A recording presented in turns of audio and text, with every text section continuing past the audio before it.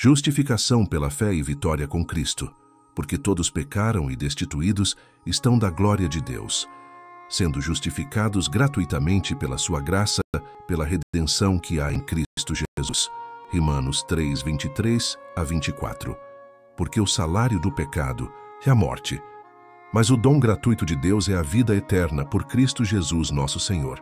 Romanos 6, 23. O pecado separou o homem de Deus, e todos nós somos como imundos, e todas as nossas justiças como trapos de imundícia. Isaías 64, 6. Coisa alguma que o homem faça para ganhar o favor de Deus tem valor algum. Cristo, então, indica o remédio.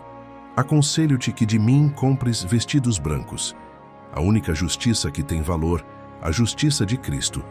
Os vestidos brancos, que representam a justiça de Cristo aplicada à vida do pecador, constituem um manto de confecção celestial, feito diretamente nos teares do céu. Estes vestidos só podem ser obtidos pela fé. Os únicos méritos que o homem pode invocar são os de Cristo, que está disposto a lançar sobre a vergonha de nossa nudez o manto puríssimo de sua perfeita justiça. Regozijar-me-ei muito em Yahu. A minha alma se alegrará no meu Deus, porque me vestiu de roupas de salvação. Cobriu-me com o manto de justiça. Somente quando este manto admirável, feito da morte expiatória de Cristo e de sua vida perfeita em nosso favor, cobre a nudez humana, o homem aparece perfeito à vista de Deus e é justificado com a única justiça eficaz, que é a justiça de Cristo. A aquisição, porém, deste maravilhoso vestido branco que Cristo nos oferece tem condições indispensáveis: o reconhecimento da própria pecaminosidade, incapacidade e indignidade, um arrependimento sincero, o apropriar-se pela fé da justiça de Cristo, que Ele deseja primeiro imputar-nos e então conceder-nos. Concluímos, pois, diz Paulo, que o homem é justificado pela fé, sem as obras da lei. Romanos 3, 28. O que é justificação pela fé? É a obra de Deus ao lançar a glória do homem no pó e fazer pelo homem aquilo que ele por si mesmo não pode fazer. TM 456. A justiça de Cristo, que é a verdade pura, não adulterada. TM 65. Duas classes de justiça. É imputada a justiça pela qual somos justificados. Aquela pela qual somos santificados é comunicada. A primeira é nosso título para o céu. A segunda, nossa adaptação para ele. MJ 35. É-nos imputada, creditada gratuitamente, sem merecimento de nossa parte. A justiça imputada é nosso direito ao céu. É o único mérito que podemos invocar. Justifica-nos, converte-nos em justos à vista de Deus. Recebemo-la exclusivamente pela fé, de maneira gratuita e imerecida. Pela graça sois salvos, por meio da fé. Isto não vem de vós, é dom, presente de Deus. Não vem das obras para que ninguém se glorie. Efésios 2, 8 e 9. Sendo justificados gratuitamente por sua graça, pela redenção que há em Cristo Jesus. Romanos 3, 24.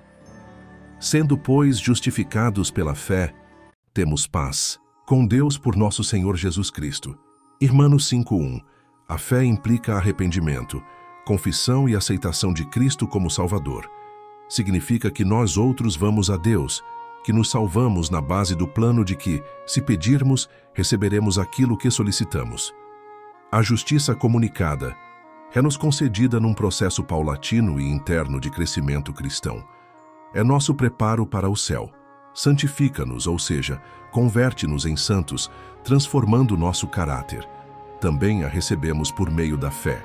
Ao passo que a justificação é um fenômeno instantâneo, pois Deus nos perdoa e nos purifica no momento mesmo em que nos arrependemos, confessamos o pecado e pedimos perdão.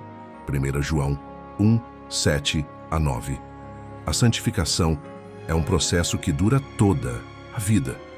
O certo é que a santificação e a vitória sobre o pecado são um complemento indispensável da justificação ou o perdão de Deus. A justificação é nosso direito ao céu. O ladrão na cruz, sem ter tido oportunidade de viver um apreciável período de tempo depois do perdão do pecado, foi salvo. A santificação é a obra de Deus em nossa vida. A mulher adúltera, depois de perdoada, Cristo disse: vai e não peques mais. João 8:11. Como é santo aquele que vos chamou, sede vós também santos em toda a vossa maneira de viver. 1 Pedro 1:15. Estas coisas vos escrevo para que não pequeis. 1 João 2:1. Qualquer que é nascido de Deus não comete pecado. 1 João 3:9. Mas se alguém pecar, temos para com o Pai um advogado, Jesus Cristo, o justo. E o sangue de Jesus Cristo, seu Filho, nos purifica de todo pecado. 1 João 2:1 e 7. Se está no coração obedecer a Deus, se são feitos esforços nesse sentido, Jesus aceita esta disposição e esforço como o melhor serviço do homem e supre a deficiência com seu próprio mérito divino. Os vestidos brancos de Apocalipse são também mencionados por Jesus na parábola das bodas, em Mateus 22:11 a 13. Havia para a festa um vestido especial previsto. O que recusou pô-lo foi expulso. Ninguém poderá participar da ceia das bodas do Cordeiro, a não ser que se despoje de seu próprio caráter imaculado e obtenha o caráter perfeito de Cristo. Pela veste nupcial da parábola é representado o caráter puro e imaculado, que os verdadeiros seguidores de Cristo possuirão. A justiça de Cristo, seu próprio caráter imaculado, é, pela fé, comunicada a todos os que o aceitam como Salvador pessoal. PJ 3:11 e 10. Deus deu o primeiro passo. Nós o amamos porque Ele nos amou primeiro. 1 João 4:19. Porque Deus amou o mundo de tal maneira que deu o seu Filho unigênito, para que todo aquele que nele crê não pereça, mas tenha a vida eterna. João 3:16. Somos justificados gratuitamente por meio do sangue de Jesus Cristo. Pela fé nos apropriamos dos benefícios do sacrifício do Calvário. Assim Deus é o autor da justificação do pecador. O seu amor é a fonte desta justificação. A morte de Cristo, cujo sangue satisfaz as exigências da lei, é o meio. Fé do pecador nos méritos do Salvador é a condição. Por um ato de justiça veio a graça a todos os homens para a justificação de vida. Não há aqui nenhuma exceção. Assim como a condenação veio a todos os homens, assim também a justificação. Cristo provou a morte por todos. Deu-se a si, mesmo por todos deu-se a cada um. O dom gratuito veio sobre todos. O fato de que seja um dom gratuito é evidência de que não há exceção alguma. Se viesse somente sobre os possuidores de alguma qualificação especial, não teria sido um dom gratuito. Portanto, é um fato claramente estabelecido na Bíblia que o dom da justiça e da vida em Cristo veio sobre todo o homem que vem ao mundo. Não há a menor razão pela qual algum homem que já tenha vivido deva deixar de ser salvo para a vida eterna, exceto porque não a receba. Quantos desprezam o dom que se oferece tão generosamente? Diz o texto que, pela obediência de um, muitos serão constituídos justos. Alguém pode perguntar-se, por que não são todos constituídos justos pela obediência do um? A razão é que nem todos desejam assim. O dom gratuito vem sobre todos, mas nem todos aceitam. Por conseguinte, nem todos são feitos justos por ele. A morte passou a todos os homens, posto que todos pecaram. O dom da justiça veio sobre todos os homens na vida de Cristo. CR, páginas 56 e 57. Na cruz do Calvário, Cristo fez a provisão para a expiação dos nossos pecados, que são removidos através do trabalho que ele realiza no santuário celestial. Certamente não podemos ser condenados por pecados que Jesus já pagou. Então, o único pecado que pode trazer condenação e pelo qual Jesus não pagou é a descrença na obra de Jesus, ou seja, a incredulidade. Ora, sem fé é impossível agradar a Deus, porque é necessário que aquele que se aproxima de Deus creia que Ele existe e que é galardoador dos que o buscam. Hebreus 11:6. A Bíblia declara que a última geração do povo de Deus na terra terá a fé de Jesus. Aqui está a perseverança dos santos. Aqui estão os que guardam os mandamentos de Deus e a fé de Jesus. Apocalipse 14:12. O homem foi criado para a glória de Deus. para expressar e refletir o seu caráter. Mas com o pecado isso foi deturpado.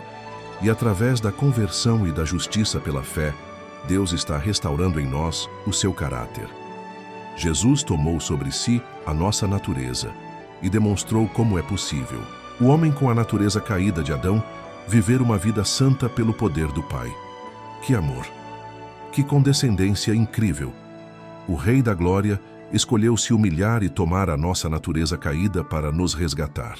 Ele colocou os seus pés no lugar de Adão. DTN 22. Com a natureza caída como a nossa, Jesus enfrentou e venceu o grande inimigo das almas que derrubou Adão. E unidos a Cristo, é possível viver uma vida de vitória aqui nessa terra, porque tudo podemos em Cristo que nos fortalece. Filipenses 4:13. Deus requer agora o que requereu de Adão: perfeita obediência, justiça sem uma falha, sem defeito à sua vista. Deus nos ajuda a prestar a Ele tudo quanto sua lei requer. Não podemos fazê-lo sem fé que traz a justiça de Cristo à prática diária. Mivol 2:381. O presente é um tempo de luta e prova. Diz nosso Salvador: a quem vencer lhe concederei que se assente comigo no meu trono, assim como eu venci e me assentei com meu Pai no seu trono. Apóc 3:21. A recompensa não é dada a todos quantos professam ser seguidores de Cristo, mas aos que vencerem assim como ele venceu. TS Vol 1, página 101. Vencerão os que estão com ele, Cristo, os chamados, eleitos e fiéis. Apocalipse 17:14.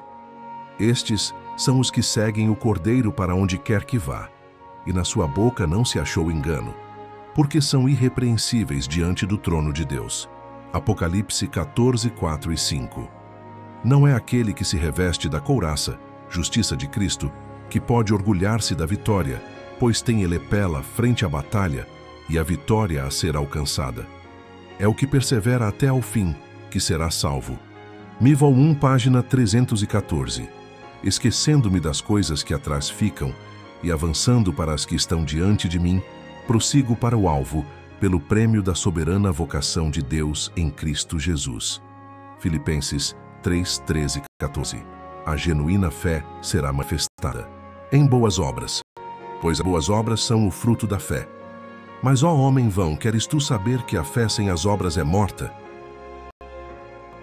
Tiago 2:20. Todo pecado deve ser renunciado, como a coisa odiosa que crucificou o Senhor da vida e glória, e o crente deve ter uma experiência progressiva por continuamente fazer as obras de Cristo. É por contínua submissão da vontade, por contínua obediência, que a bênção da justificação é retida. Aqueles que são justificados pela fé devem ter um coração para conservar o caminho do Senhor. Mevol-me na página 397. Conquanto Yahu possa ser justo, e contudo justifique o pecador pelos méritos de seu Filho, nenhum homem pode trajar-se com os vestidos da justiça de Yahushua, enquanto praticar pecados conhecidos ou negligenciar deveres conhecidos.